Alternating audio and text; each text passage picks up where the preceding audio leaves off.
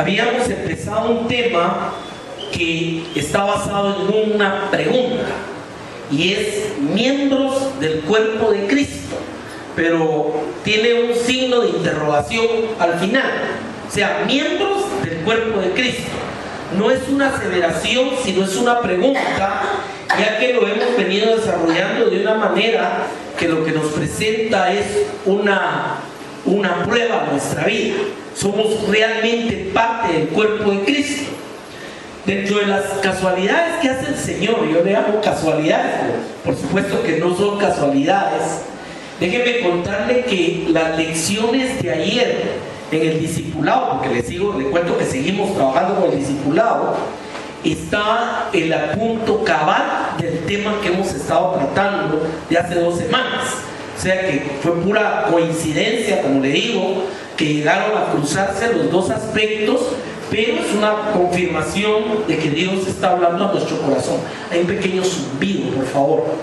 Ahora, en Efesios capítulo 4, verso 15, habíamos leído, dice la palabra del Señor: siguiendo la verdad en amor, crezcamos en todo en aquel que es la cabeza, esto es Cristo, de quien todo el cuerpo, bien concertado y unido entre sí, por todas las coyunturas que se ayudan mutuamente, según la actividad propia de cada miembro, recibe su crecimiento para ir edificándose en amor. Estos 2 versículos que leímos en Efesios contienen una serie de principios fundamentales para entender la alegoría de que la iglesia es el cuerpo de Cristo. Y lo que utiliza precisamente es un cuerpo físico que es muy fácilmente entender cómo se interrelacionan sus órganos y cómo funciona para poder entender lo que la Biblia llama el cuerpo de Cristo. En primer lugar, dice que la cabeza de ese cuerpo es Cristo. Y habíamos platicado que la cabeza es prácticamente de donde recibe vida todo el cuerpo. O sea, cuando una persona tiene un problema de muerte cerebral, se queda un vegetal y se muere. O sea, todo viene de la cabeza. Y en la alegoría la palabra utiliza precisamente en la figura del cuerpo, pero le pone una cabeza que en este caso es Cristo, es de donde emana la vida. Luego dice que ese cuerpo, y utiliza una serie de expresiones. Primero dice bien concertado y unido. O sea, algo que es indispensable es que el cuerpo esté concertado y esté unido, si no, no puede funcionar. Dice entre sí por todas las coyunturas que se ayudan mutuamente. Aquí hay otros 2 elementos. El primer aspecto es las coyunturas. Usted sabe que hueso con hueso no pega, o sea, no están pegados, pero la manera como permanecen funcionalmente juntos es a través de las coyunturas. O sea que las coyunturas son los que hacen que haya un movimiento en la mano, en los dedos, en todo. Y dice que las coyunturas que se ayudan mutuamente. Poníamos el ejemplo que algo tan simple como que usted levante una carga pesada, prácticamente en ese momento su cuerpo tiene que estar concertado, unido, todas las coyunturas ayudando mutuamente para que usted pueda levantar esa carga, si no, no podríamos. Solo el hueso no puede, solo el músculo no puede. Igualmente es la figura que traslada la palabra para hablarnos de quién es el cuerpo de Cristo.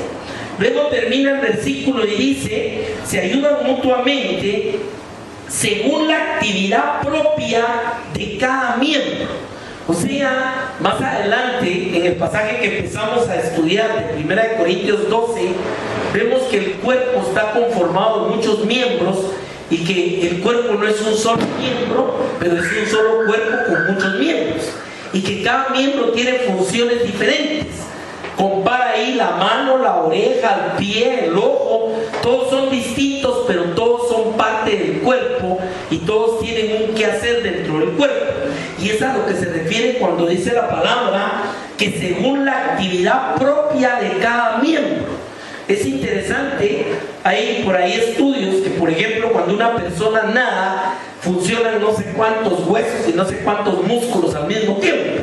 Y así es en cualquier actividad que hagamos, es porque todo está trabajando concertado, unido, ayudándose mutuamente por las coyunturas, y cada uno de los órganos está desarrollando su propia actividad. Ese es el funcionamiento de un cuerpo desde el punto de vista humano, y es lo que se traslada como una alegoría hacia lo que es el cuerpo de Cristo, para explicarnos cómo la iglesia es un organismo y no una organización. Ayer platicamos un poquito de eso. Luego dice, terminando esta parte, que en esa actividad propia de cada miembro recibe todo el cuerpo su crecimiento para ir edificándose en amor. O sea, otra de las características del cuerpo es ese crecimiento. Ahorita miraba yo al bebé.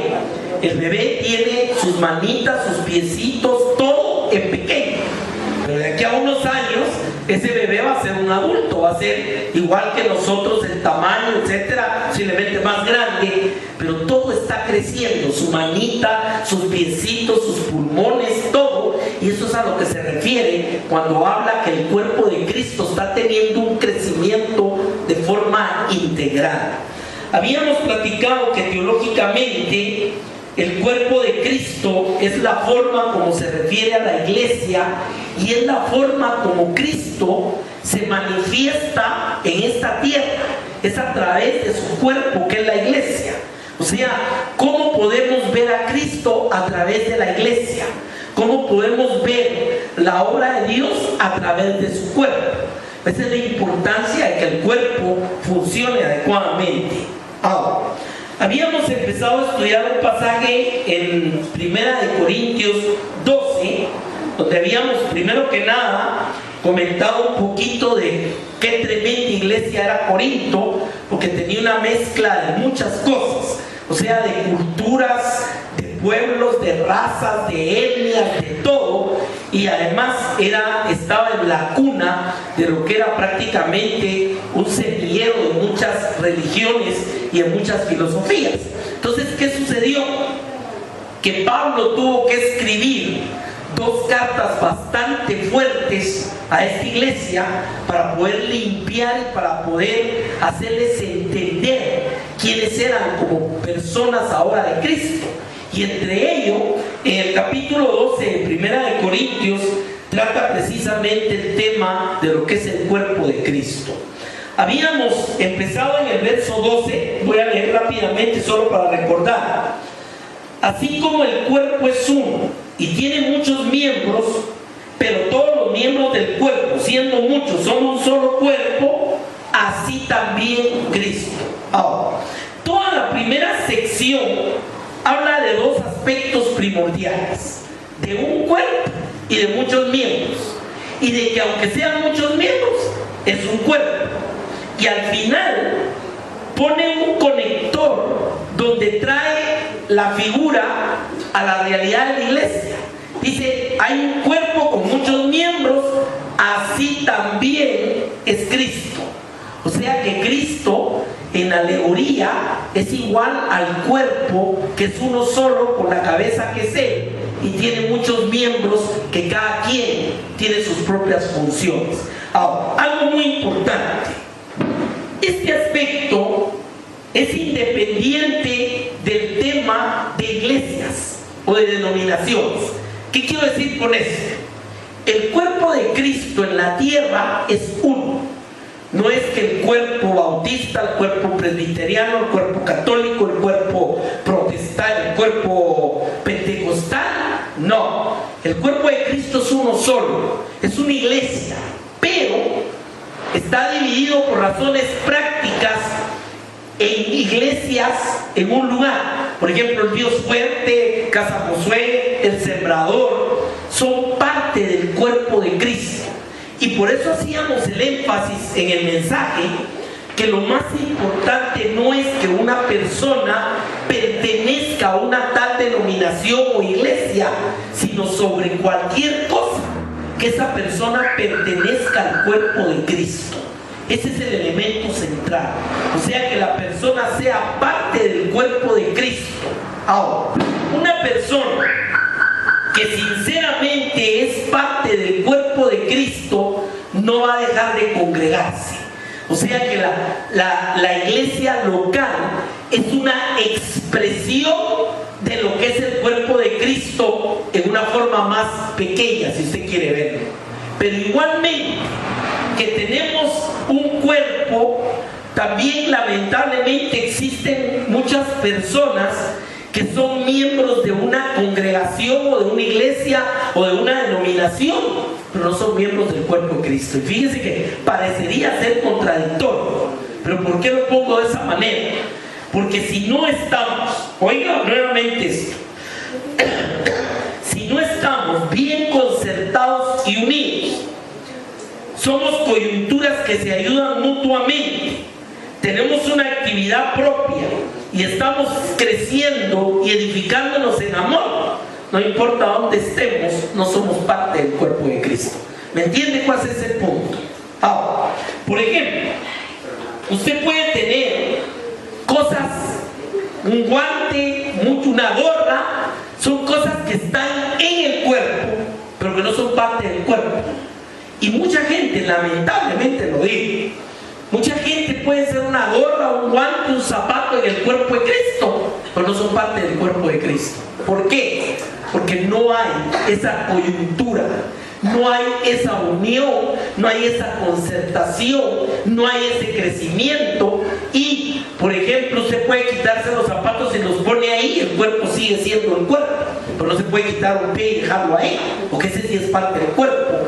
Igualmente, este tipo de personas que son miembros, no son parte del cuerpo, este tipo de personas pueden dejar de llegar, que no hacen falta porque no son parte del cuerpo. ¿Me entiende cuál es el punto de esto? Y por eso el mensaje se plantea sobre la pregunta que nos debemos de hacer: ¿soy parte del cuerpo de Cristo o solo soy miembro de una iglesia? Esa es la pregunta. Ahora, vamos a ver otro elemento.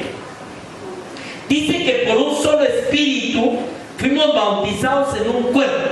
Explicamos que la palabra bautizar es meter, es sumergir, es meter dentro de. O sea que después que hemos sido comprados y limpiados con la sangre de Cristo, el Espíritu nos toma, no importando el origen ni de etnia, ni económico, ni nada de nada. Por eso usa extremos, dice sean judíos, sean griegos, sean libres, sean esclavos, los toma y los mete dentro del cuerpo de Cristo. Entonces, un segundo elemento que estudiamos es que somos un solo cuerpo que tiene muchos miembros y que esos miembros tienen diferentes orígenes, pero que el Espíritu los ha tomado y los ha introducido a ser parte del cuerpo. Ahora, nosotros podemos hacer miembros de la iglesia a la persona que cumple con ciertos requisitos. Todas las iglesias dicen si se bautizó, si esto, si lo otro, etc. Pues eso no garantiza que sean miembros del cuerpo de Cristo. Es el Espíritu quien lo toma y lo pone dentro del cuerpo de Cristo. Ahora, dice la palabra, además el cuerpo no es un solo miembro, sino muchos. Y aquí empieza a utilizar un lenguaje que es una figura retórica que se llama ironía.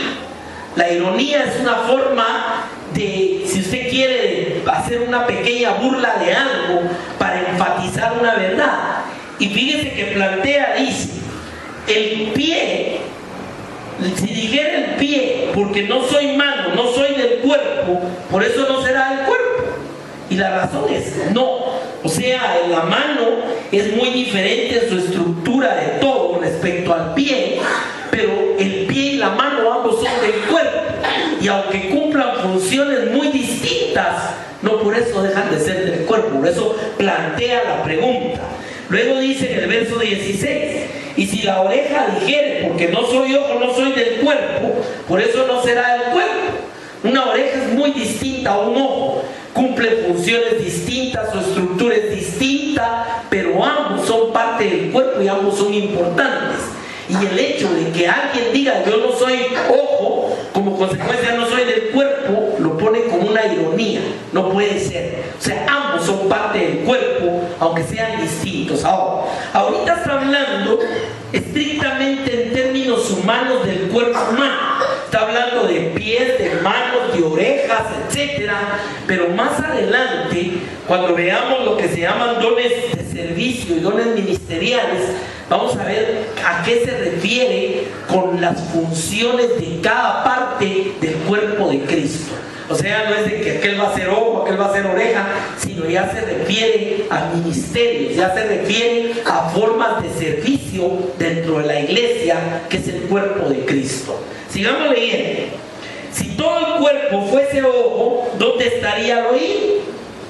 Y si todo fuese oído, ¿dónde estaría el olfato? Sigue argumentando de una forma que la gente entendiera. Es tonto decir, como no es oreja, no es del cuerpo, porque no es ojo, no es pie. No, era para dar entendimiento de las diferencias de los miembros, pero sin dejar de ser parte de un mismo cuerpo. Ahora, dice, si todo el cuerpo fuera ojo, ¿dónde estaría el oído? Y el verso 18 contiene otro de los principios muy importantes de esto. Dice, mas ahora Dios ha colocado los miembros, cada uno de ellos, en el cuerpo como Él quiso.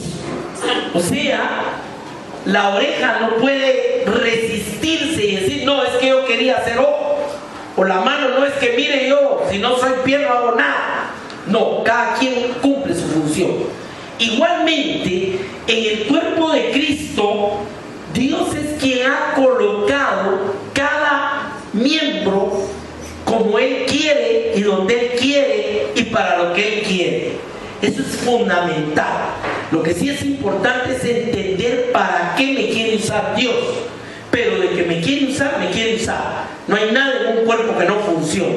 Y por eso le digo que a veces tenemos el cuerpo de Cristo y tenemos una serie de personas alrededor que son miembros de muchas cosas, pero no son miembros del cuerpo. Ahora, dice el verso 19, si todos fueran un solo miembro, ¿dónde estaría el cuerpo? Pero son muchos los miembros, pero el cuerpo es uno solo. Nótese cómo va insistiendo. Muchos miembros, un cuerpo, muchos miembros, un cuerpo. O sea, ese es el punto. Ni el ojo puede decir a la mano, no te necesito, ni la cabeza a los pies, no tengo necesidad de vosotros.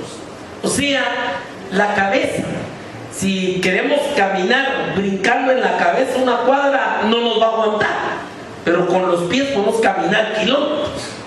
Y en ese sentido es donde empezamos a ver cómo cada miembro cumple su propia función sin dejar de ser parte del cuerpo. Y aquí entra otro tema que se llama complementariedad. El ojo no puede hacer lo que hace la mano, ni la mano lo que hace el ojo, pero juntos pueden hacer muchas cosas. O sea, hace poco llevé un reloj a cambiar una batería y tuvieron que desarmarlo casi todo, y yo me quedé viendo y me llamó la atención como aquel hombre, solo viendo y con unas piececitas, podía entrar y quitar unos tornillitos. Esa es una mano y un ojo trabajando coordinadamente, ¿me entiende? Y eso es exacto a lo que se refiere esto. Y es maravilloso entender, mi amado, cómo Dios complementa su iglesia llenándola de miembros que tiene cada quien su propia función. Entonces, qué maravilloso, tenemos un hermano que toca bien, otro que canta, otro que graba, otra hermana cuidando a los niños. O sea, todos están haciendo diferentes funciones, pero todos siguen siendo parte del mismo cuerpo. Eso es a lo que se refiere con esto.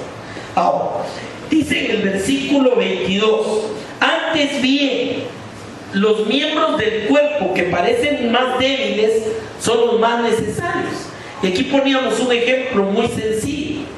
Uno de los miembros más débiles en el cuerpo es el ojo. O sea, el ojo es una telita muy suave. De hecho, son 6 capas de telita, pero es algo muy delicado, pero es tremendamente importante. Entonces dice, los que a veces parecieran ser los más débiles, vienen siendo los más importantes. Había un predicador muy grande, un inglés, él, que contaba que su ministerio, o sea, su cuerpo ministerial, era solamente un par de hermanos que lo acompañaban y una anciana. Y dice que esa anciana siempre estaba todo el servicio atrás del altar intercediendo cuando él estaba predicando. Y posiblemente nadie ni sabía que la hermanita existía, pero era importante o no era importante ese hermano. Entonces por eso dice, aún aquellos que consideramos los más débiles vienen a ser los más necesarios. Y dice el verso 23, y aquellos del cuerpo que nos parecen menos dignos, a estos vestimos más dignamente, y los que en nosotros son menos decorosos se tratan con más decoro. Aquí hay un ejemplo muy interesante. O sea, hay miembros del cuerpo que todo el mundo los ve y son bonitos. Los ojos, la nariz, muchas cosas así, las manos. Pero, por ejemplo, usted le va a decir a alguien, qué bonito su hígado, hermana. O sea, ¿cómo es un hígado? Mire, qué lindo páncreas ha de tener usted. O sea, ¿me entiende? Sin embargo, podemos vivir sin esos órganos. Ese es el punto. Entonces dice que dentro de la estructura del cuerpo hay algunos miembros que son menos decorosos, son menos lindos si usted quiere, pero son importantes también, y Dios les ha dado su importancia.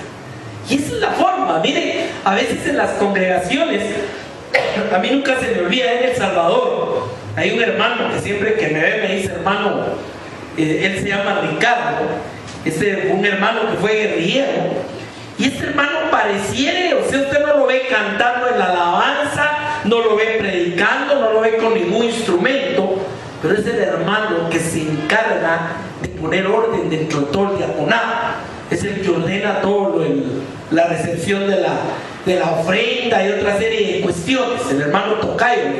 Entonces le digo, es interesante porque esos miembros que parecieran los más débiles, hay una hermanita en la iglesia de allá, una hermana que su único trabajo es mantener limpia la iglesia, hermano. Ahora, ¿es importante eso? Entonces cada quien, mire, y ahí es una iglesia que tiene, ahorita tienen 80 músicos. Entonces le digo, hay muchos ministerios, hay mucha gente que se ve, gente que tiene ministerios que cualquiera los ve, pero hay otros hermanitos cuyos ministerios no se ven, pero son igualmente importantes, y a eso es que se refiere el cuerpo de Cristo exactamente. Podría llegar el hermano Arturo, el pastor, y poder desarrollar su ministerio si dentro de la congregación no existieran todas esas manos, brazos, orejas, ojos, pies, etc. Ese es el punto, ¿me entiende? Ese es el elemento de entender lo que es el cuerpo de Cristo. Dice en el verso 24, porque los que de nosotros son más decorosos no tienen necesidad. Y aquí viene otro elemento. Pero Dios ordenó el cuerpo, dando más abundante honor al que le faltaba. ¿Quién nos puso como Él quiso en el cuerpo? Dios.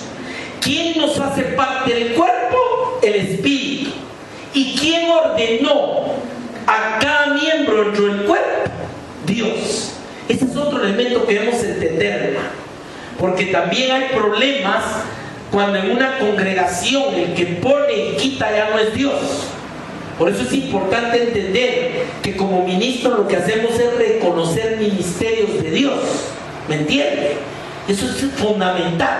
Ahora, dice el verso 25, ¿por qué Dios es el que ordenó?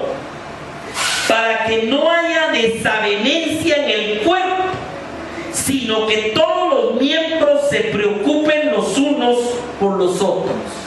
O sea, si realmente yo entiendo que yo soy parte del cuerpo, que yo tengo una función que Dios me dio y que Él me puso ahí, y yo sé que yo solo no puedo decir que no dependo de la mano, ni del pie, ni del ojo, entonces yo voy a poder entender por qué no debe haber desaveniencia dentro del cuerpo de Cristo.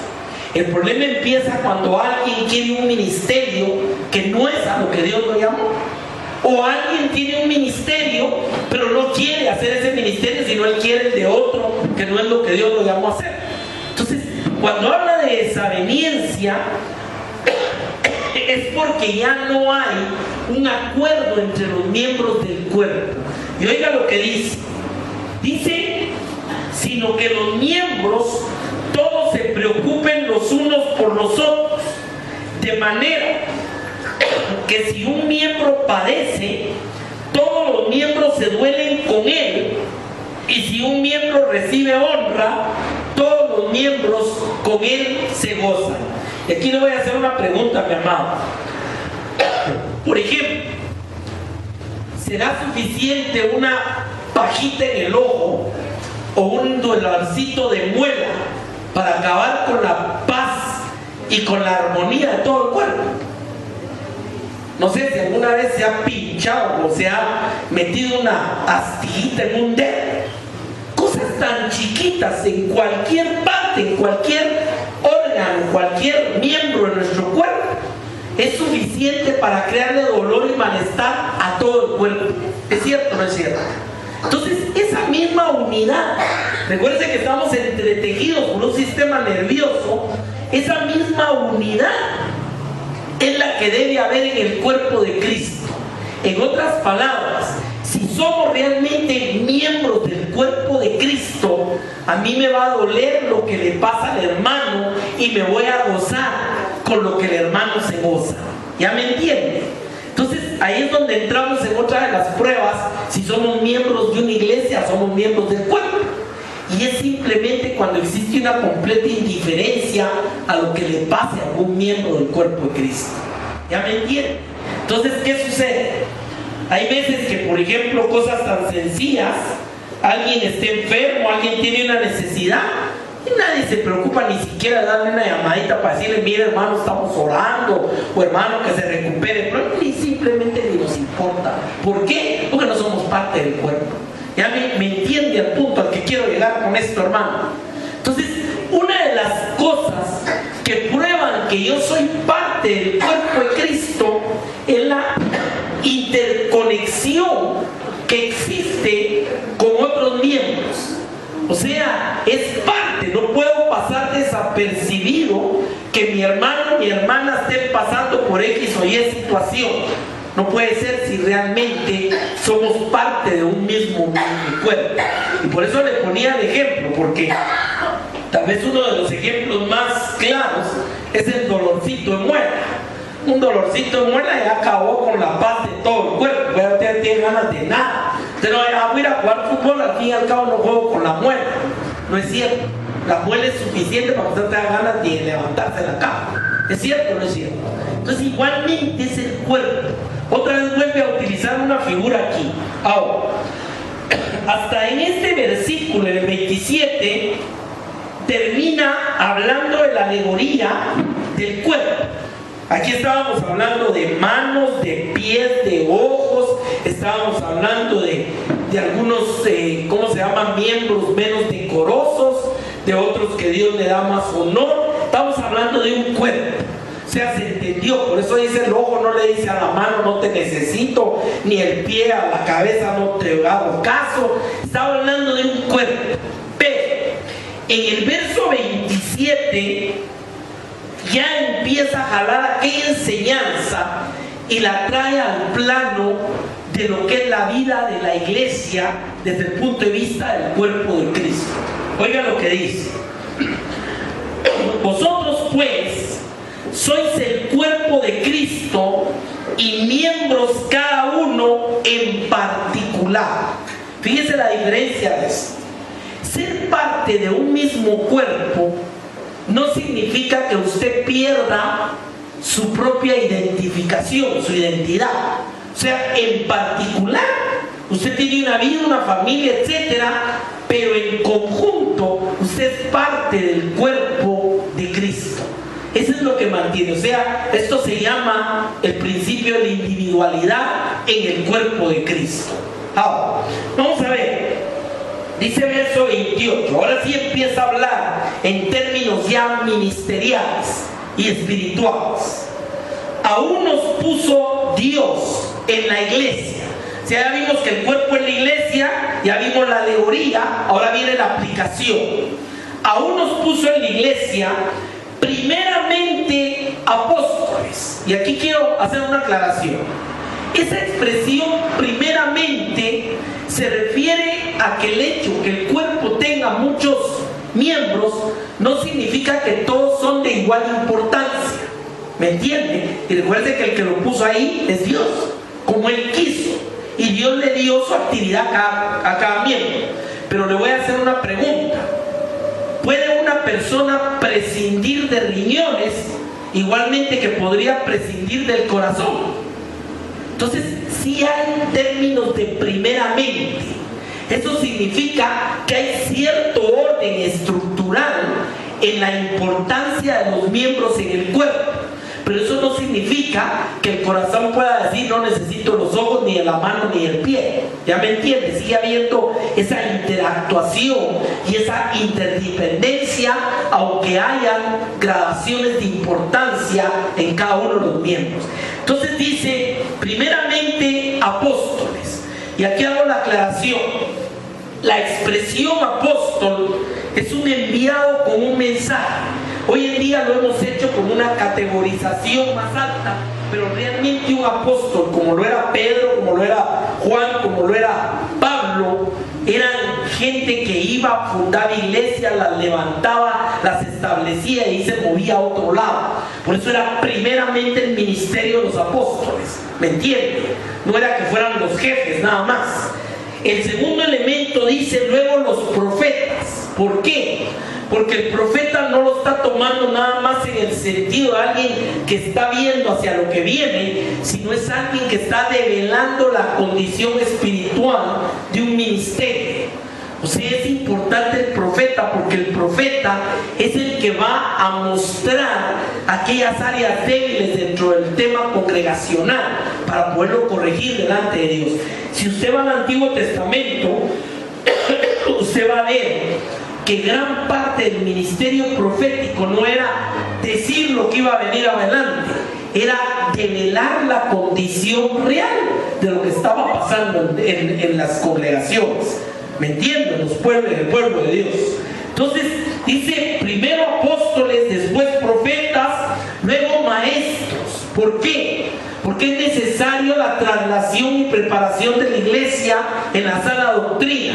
Miren cómo se van complementando. Luego dice los que hacen milagros. O sea, gente que Dios usa para ciertas manifestaciones sobrenaturales en milagros. Los que sanan, los que ayudan. Oiga esto. Yo trabajé en un ministerio donde había alguien que su trabajo era subir y bajar los instrumentos y manejar los carros.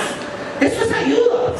Y pareciera cualquiera, pero el hermano y se encaramaba y ponía las bocinas a donde íbamos, etc. Ese es un ministerio de ayudas. O sea que no necesariamente tiene que ser apóstol, profeta para ser parte del cuerpo de Cristo. Luego dice los que administran. Mire hermano, las iglesias tienen contabilidades, tienen cosas, tienen administración de las ofrendas, de una serie de aspectos. Entonces están los que administran, están los que tienen don de lenguas. Recuérdense desde el punto de vista de edificación para la iglesia, eso lo desarrolla en el capítulo 14. En el verso 29 plantea preguntas. Las preguntas del verso 29 tienen una conexión con las preguntas que hizo en una forma irónica anteriormente cuando dice, porque no es ojo, no es del cuerpo, porque no es mano, no es del cuerpo, o la mano no le puede decir al ojo, no te necesito. Aquí lo que plantea es la pregunta.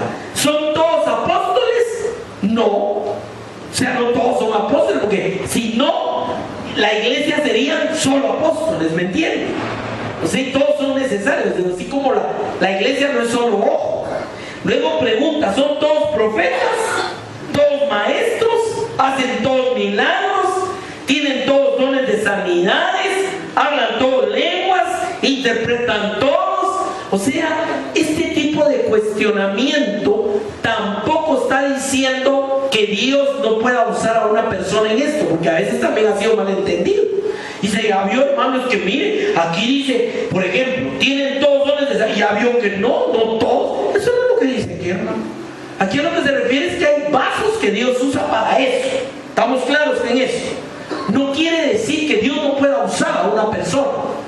Entonces, la serie de preguntas que hace acá, es trayendo ya al plano del cuerpo de Cristo místico, o sea, la iglesia, la misma alegoría que usó en el cuerpo. Cuando dijo, no todos son ojos, no todos son orejas, no todos son manos, no todos son pies, solo que ahora lo traen ministerialmente. No todos hacen milagros, no todos son apóstoles, no todos son profetas, pero eso no significa que no todos son parte del cuerpo de Cristo. ¿Cuántos hemos entendido eso? Amén. Bueno, vamos a ir al último pasaje esta mañana, que es Romanos capítulo 12, empezando en el verso 4. Aquí Pablo, ahora hacia la iglesia de Roma, está tocando el mismo tema. Nótese que le escribió a los efesios, le escribió a los corintios, ahora escribe a los romanos bajo la misma estructura de lo que es el cuerpo de Cristo. Y les dice, Romanos 12:4, porque de la manera que en un cuerpo tenemos muchos miembros, pero no todos los miembros tienen la misma función. Nótese que otra vez viene el énfasis de un solo cuerpo con muchos miembros, pero con diferentes funciones. Eso se mantiene. Así nosotros, viene la aplicación a la iglesia, al cuerpo de Cristo. Así nosotros, siendo muchos, somos un cuerpo en Cristo. Y mire, aquí hay un tema que es muy lindo. Mis hermanos que están allá por Huánuco, Perú, a cuántas horas de aquí, ellos son parte del mismo cuerpo que mi hermano Arturo en El Salvador, o que mi hermano Christopher allá en Goodview, o que ustedes aquí.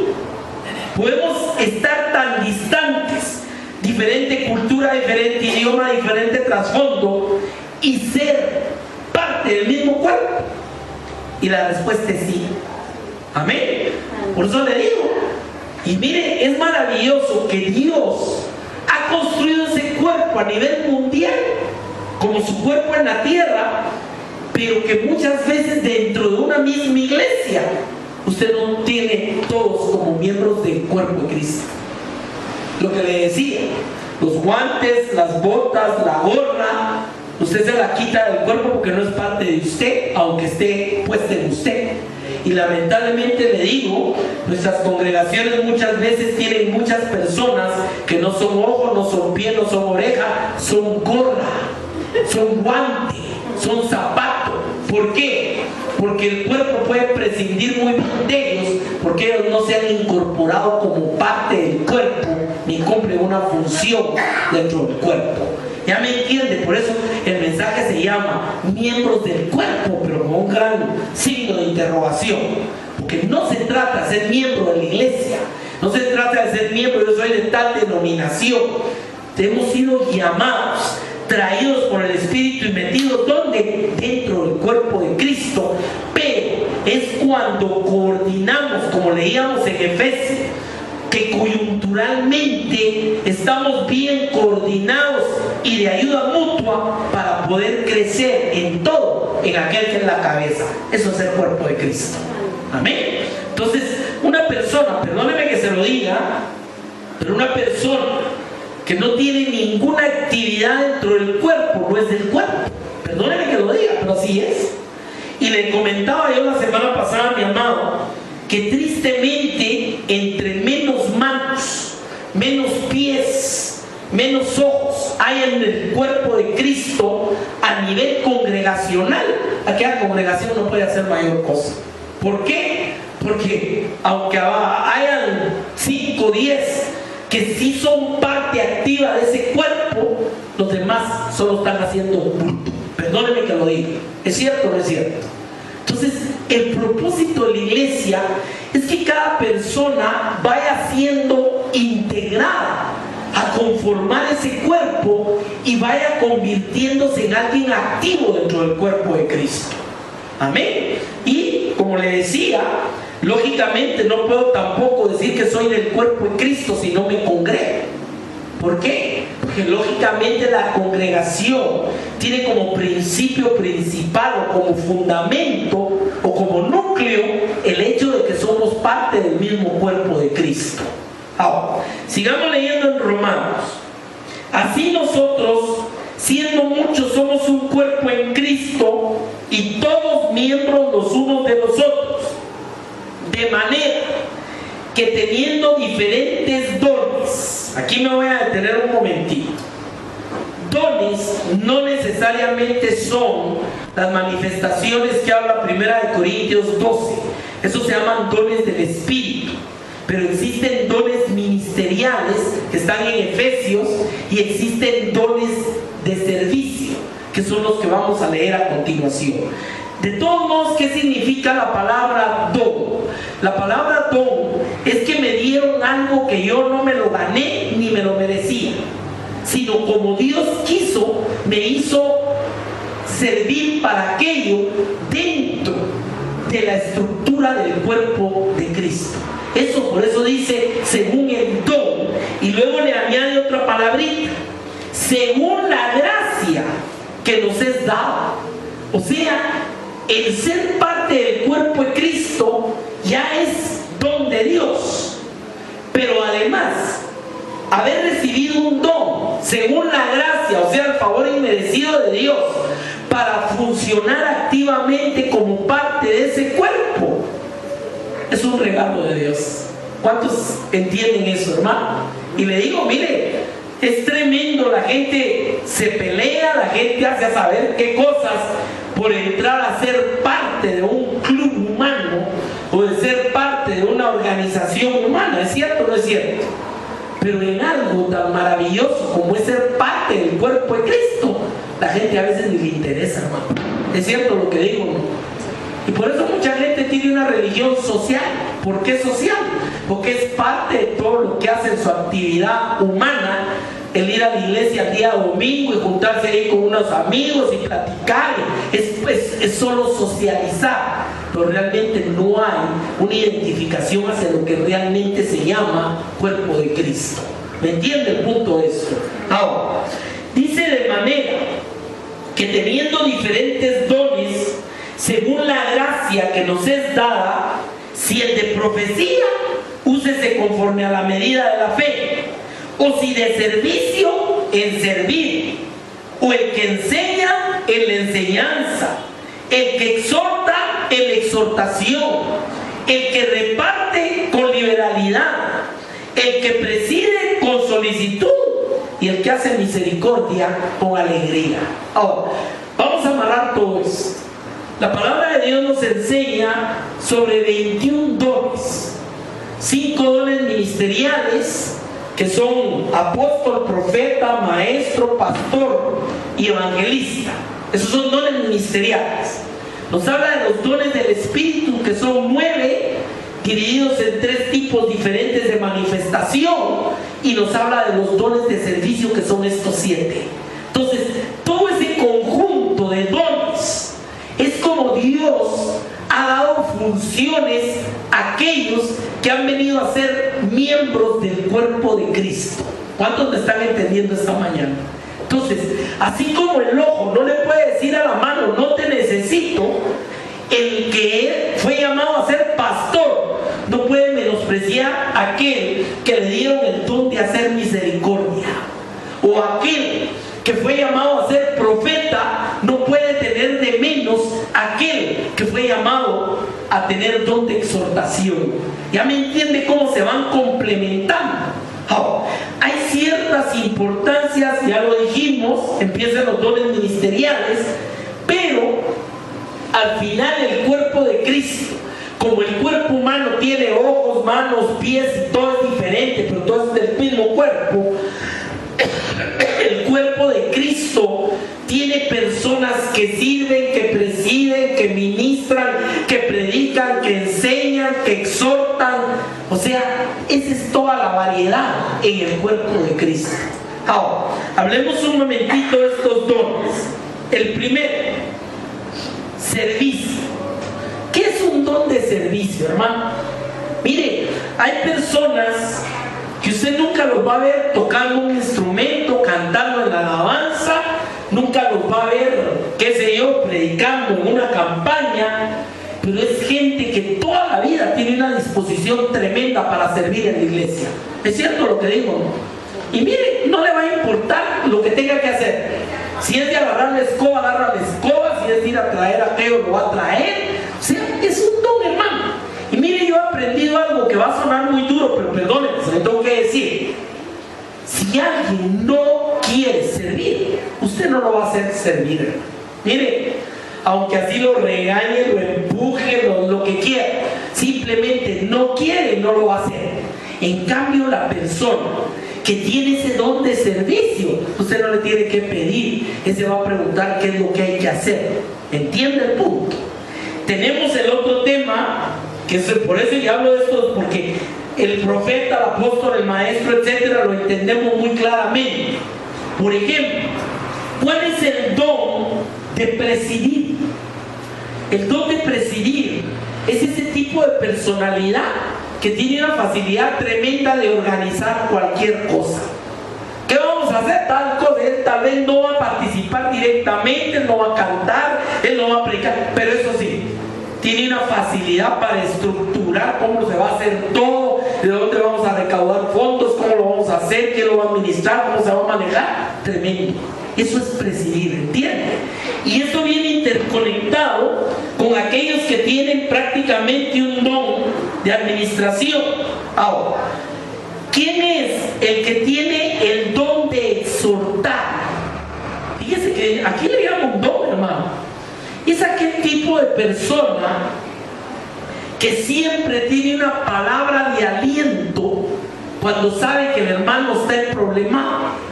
O sea, no necesariamente que esté mal. Puede estar teniendo una situación, un problema, una circunstancia en su vida, una enfermedad. Y el exhortador es ese hermanito que a veces ni lo vemos, ni se ve en ningún lado, no está aquí predicando, etcétera, pero es el hermano que sabe llegar a la otra persona y la sabe levantar en esos momentos y lo apoya. Y mire, voy a orar con usted. Ese es el hermano que exhorta. ¿Entiende? Y mire, aquí hay otro tipo de hermano interesante también, y es el hermano que reparte. O sea, el hermano que reparte. Hay personas muy dadivosas. ¿Es cierto o no? Hay personas que saben la bendición de dar.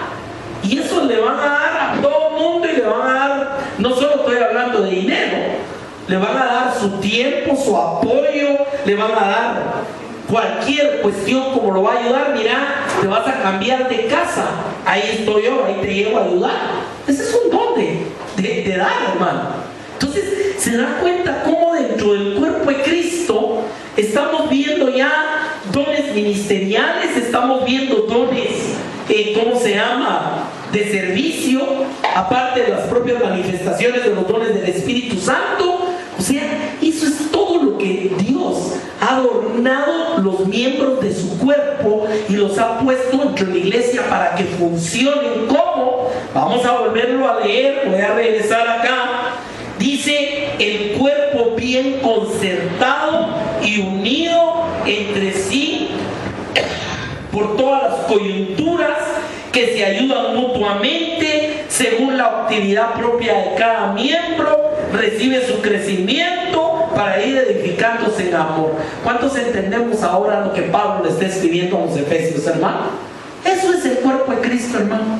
Entonces la pregunta del mío: ¿puede Dios utilizar a una persona en más de un don? Total y absolutamente sí. Y eso que tenemos escrituralmente es Jesús funcionando en todos los dones de una vez, en los ministeriales de servicio, en todos. Ahí es donde usted ve la máxima expresión de lo que son los dones de todos los 21 que platicamos. Ahora, ¿puede una persona ser alguien que además de ser un maestro, Dios lo usa con dones de sanidad y además tiene un don tremendo de servicio? Sí. Pero déjeme decirle algo: Dios te va dando dones, y si no los usas, no te va a dar más. ¿Cuántos entendemos eso, hermano? Al que más se le dio, más se le va a exigir. Entonces, a veces la gente ora: ay Señor, dame tales dones. Sí, pero los que te he dado ni los usas, ni te interesa, para nada. Entonces, esa persona es parte del cuerpo, pero perdónenme lo que voy a decir, hermano, empieza a convertirse en un apéndice, que está ahí, está pegado al cuerpo, pero no sirve. Incluso lo demás del cuerpo a veces tiene que suplir lo que esa parte ya no hace. Y ese no es el propósito de Dios, al hacernos todos parte o miembros de un mismo cuerpo. Termino con esto, mi amado. Un resumen de estas enseñanzas. Vimos claramente que somos un cuerpo con muchos miembros, que esos miembros tienen diferentes orígenes y estatus, que el Espíritu es quien nos introduce en el cuerpo. Vimos que todos somos miembros unos de otros, pero que tenemos funciones diferentes. Vimos que hay una dependencia entre todos los miembros. Vimos que Dios los colocó como quiso. Vimos que hay miembros más débiles que otros y más dignos.